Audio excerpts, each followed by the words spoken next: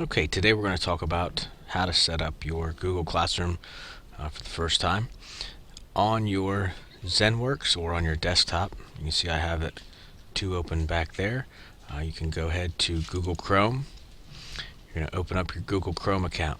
Now, what you're going to have to do is you're going to have to click on Apps, and more than likely you will not have Classroom in your apps. So you will have to go to the web store, do a search for Google Classroom. After you search, it should come up as the first one. Right now mine says rate it. That's because I already have it downloaded. You will actually click on the free button, and then it will download to your apps. Once it's on your apps, you'll go ahead and click it. It will ask you what login you want to use. You need to make sure that you use a new login that you get from Anita with the ending at nebobcats.org. So you'll click that. It's asking for a password. So I will sign in. Now, the first time you do this, it will come up a little bit different. There will be a sign up here that will say join or create your first class. What you'll do is you'll click on this plus button. You'll see join class or create class. What you will do is you'll click create class. It'll ask you for a class name. You will type in whatever class name that you want. So if I had another section of world geography. Now what I like to do, and it's totally up to you, is if you want to put the section number up top, you can. I will show you what that looks like, along with right here it asks for the section. If you type the section in there as well, you'll click the create. Notice here it is saying that it is creating the class. Here's what it looks like. Again, you'll notice if you're signed in properly, your last name and Bobcat is signed in here. You can click over here and change the class theme. These are the themes that you can change your background to. Pick whatever one that you like. I will go with the frog. You'll notice then I select it back here, it changes to the frog. So you've got three things across the top: stream, students, and about. Stream is very similar to what Facebook is or Twitter. It is your active feed. You'll notice in your stream you have announcements and you have assignments. We'll do another time how to create announcements and how to create assignments. This one we're just going to talk about setting up your classroom. The other one you have is called students. There's two ways that you can do this. You can invite the students, or you can give them this code. I found that it's easier to have the students on their Chromebooks go to Google Classroom. They will create and log in.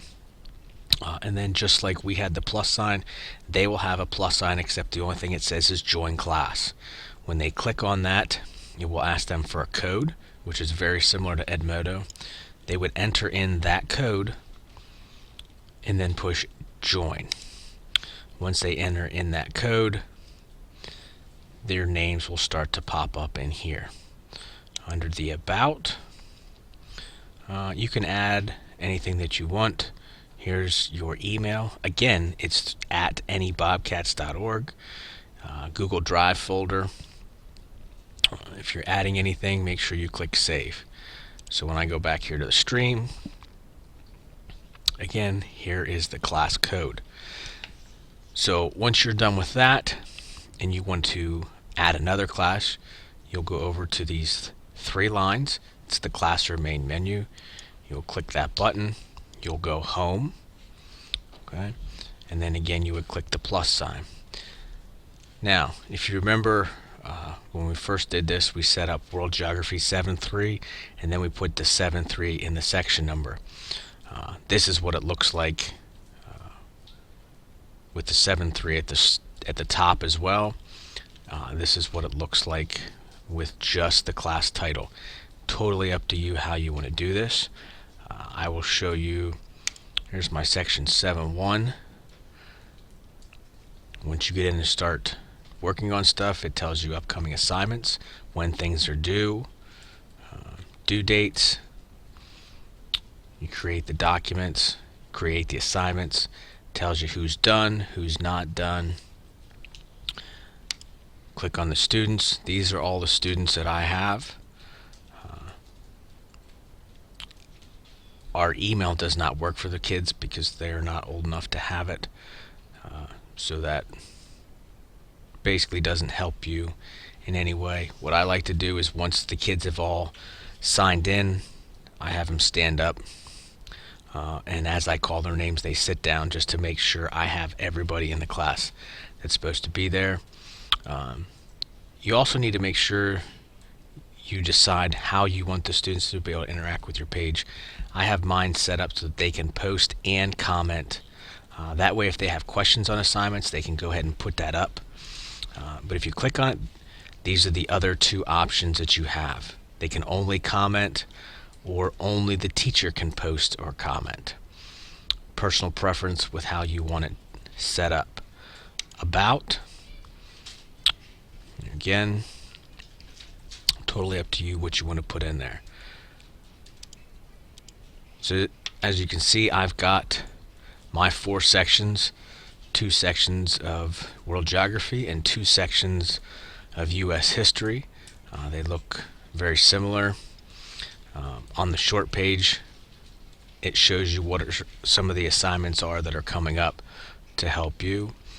If I need to add another class, again, I click on the plus, click create class, and then I go through this again, click create, and that takes care of it. If you create a class and you need to get rid of it, these 3 buttons here, you can either rename it or you can delete it. So I'm going to go ahead and delete section 7.3 because I don't have a section 73. So again, this is the basics of setting up your Google Classroom.